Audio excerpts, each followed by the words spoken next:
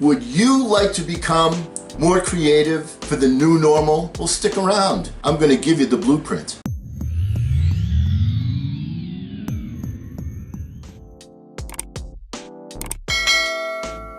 Hello again, everyone. I'm Eli's dad with Project Eli, where we educate, lead, and inspire. And you know, success is about finding, evolving, and realizing your major objectives. And you know, in order to achieve these major objectives, one of the key components is creativity. So what is creativity? Creativity is nothing more than controlled imagination. I mean, let's stop and think about it. The world is what you see. The world is you externalized. Let me give you a couple of examples real quick. When you were a little kid, okay, Eli, when you were a little kid, Star Wars, lightsabers, that was your world. Then that world changed, okay? And all of us go through that evolving scenario, you know, where you start with the Mickey Mouse Club and you move up and now it's girls and basketball. And all of us have the tendency to just grow and grow and grow and grow, and that's a good thing, all right? We evolve as human beings. Now, one of the things you need to keep in mind is that your thoughts are investments. What you're thinking is what you're going to see. So one of the things that we want to do is we want to reprogram your subconscious mind with your imagination. And that's a gift and a tool that we all possess. Because once again, it's your inner world that changes your outer world. So what is your mental diet? What do you feed your head? Well, let's talk about what it's going to take to become more creative. Now, one of the things that we think about when we think about creativity is, boy, somebody's really looking at this from a different angle, from a different perspective, from a different paradigm. How are they able to do that? How would you be able to do that? And yes, it's something that we can all do. And I'm going to make this very, very simple. This is a step one scenario. One of the things that prevents people from being creative is their conscious mind tells their subconscious mind, hey, you can't do that. That's not something that you can do. So the first thing that we have to do is and because the conscious mind is the gatekeeper that gets to the subconscious mind. Why is getting to the subconscious mind so important? Because the subconscious mind is the communication corridor with the infinite mind. That's how you communicate. It's a frequency thing, all right? And when I say frequency, I mean it two ways. First of all, it's the frequency of delivering the message. You need to deliver the message to the infinite mind exactly what it is you want. And another part of that frequency is also you have to be in a position to receive the feedback that the infinite mind gives you. And of course, the other part of frequency is you got to do it frequently. You got to do it over and over and over and over again. That's the key point. So let me give you the blueprint exactly how to go about becoming more creative. It's very, very simple. Right before you fall asleep at night, that is when your conscious mind is at its lowest ebb of the entire day. So one of the things that you want to do, you're about to go from the conscious mind to the subconscious mind, because you know your mind is still working while you're sleeping, right? You have dreams, don't you? Okay, so one of the things you have to recognize is that those final 5 minutes are the checkpoint when you're going from consciousness to subconsciousness.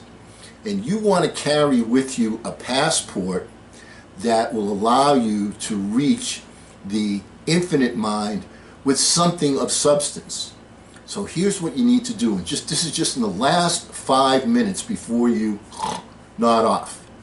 All right? What you need to do is you need to visualize in your mind. Okay? Now this is what we call relaxed focus. Yes, it's an oxymoron. Relaxed focus. And you need to focus on the end result, the outcome that you want to achieve.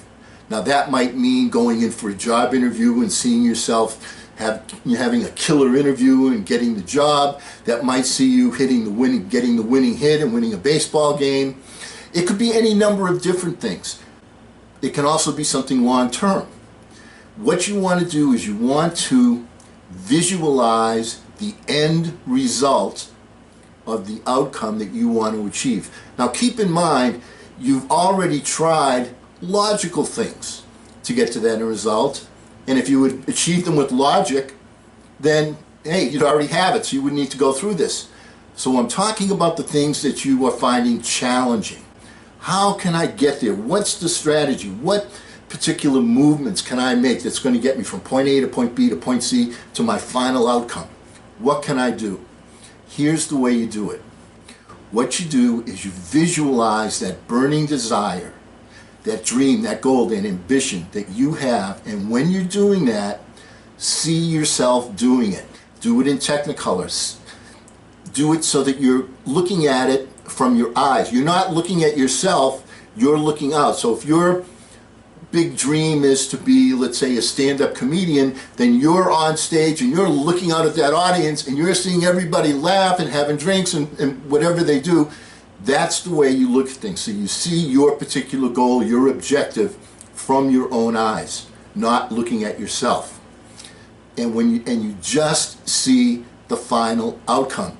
You don't see the things that you've tried and failed at or that didn't work, because if you do that, the vibe that you're sending to the universe, to the infinite mind, also contains those particular elements of failure. Is that what you want the infinite mind to focus on? No. You want to feel that you've already achieved that goal. That's what you see yourself doing. And when you do that, you send that frequency out into the universe. And you do that with some intensity. Relaxed focus, okay? You relax. This is, once again, you're going from the state of consciousness to the state of subconsciousness. Sleep. So, what you do is you send that out. And then after you send that out, this is a key thing. After you send that out, kill it. Stop. Let it go. You've done your job. You've planted that seed with the universe. Let that happen. Let it be. Don't keep fussing about it. See the outcome. Be happy. You've achieved it. Let it be. And then go to sleep. And what will happen, and this doesn't happen every single time because you get 5 to 7 dreams every single night. You don't remember all of them.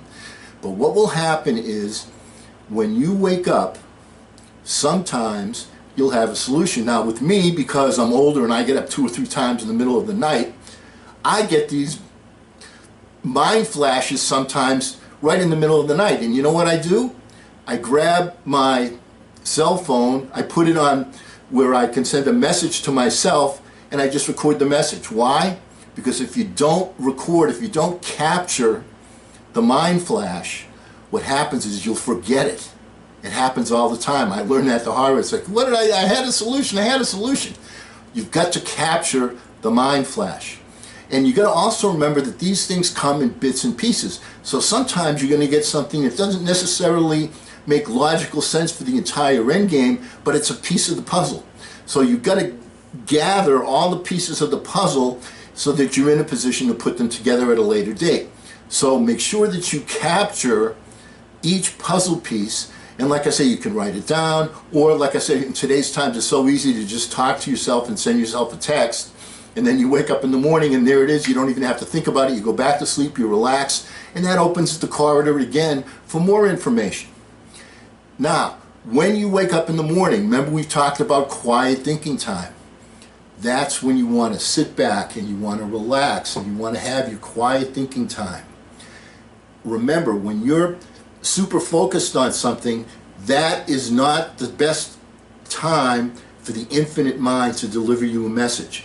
Think of all the different times when somebody said, do you remember that guy in high school? Or you remember, his name? And you go, boy, I can't remember it. And then all of a sudden, you're brushing your teeth, or you're taking a shower, something like that, when you're in a relaxed state, and then boom, the name comes to you.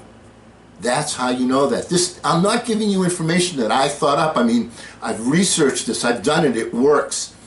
One of the things you have to remember is when you give out the frequency, the sending frequency, the transmitting frequency, there needs to be some intensity, a burning desire. Why? Because the infinite mind has to be able to separate that one thought, that one ambition from the 60 or so thousand thoughts that we have each day. If it's a casual thought, the infinite mind goes, well, it's a casual thought. But if you separate that, if it's a burning desire, if it's something you really want, if you really paint that picture, if you really send out that frequency, the infinite mind will focus on that one thing as you want it to do. Now, on the other end, as the receiver, if you're focused on other things, it's difficult for the infinite mind to gain entry. So that's one of the reasons why in the morning you want to give yourself that quiet thinking time. Allow the thoughts to come into you. It's a critical piece. And remember that that's not the only time that you're going to get some mind flashes. One of the other things, like I said, when you're in a relaxed state, when you're driving your car, you're going down the road, you'll be relaxed. All of a sudden you'll get a mind flash. That'll happen for you. Another thing that will happen for you, and be on the lookout for this, is circumstances that you cannot predict or plan. And you'll see an opportunity. You say, I never thought of it that way. I never thought of it that way. All right? Always keep your eyes open to relating things that you see that you normally have a ubiquitous attitude towards, that that are meaningless, and say, I see where there's a connection there. There's a difference between coincidence and synchronicity. Coincidence is something that happens by happenstance. Synchronicity is something that happens where it happens because a stronger power is making it happen. That's what the synchronicity is. And people that are your greatest thinkers, Einstein, you know what Einstein used to do? If in the middle of the day, if he was stuck on something, he would stop, sit, and lie down. Just sit and lie down and let his mind wander.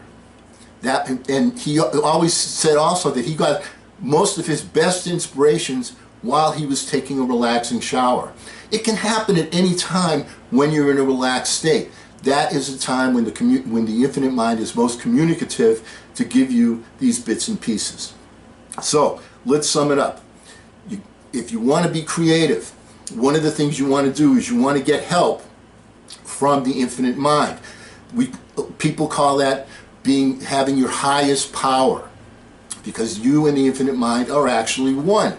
You work together, but most people don't use their brain. They have the tool, but they don't know how to use it. This is how to use it. This is the blueprint. So what you do is you have that singleness of purpose. You visualize the goal. You see it, you feel it, you taste it, you touch it. You send that vibe out. Then you relax. You go to sleep. You let it go.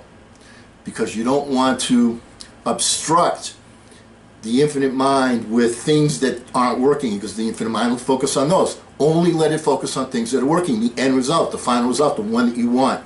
And then you've got to be in a position to capture it, which means you need to be in a relaxed state.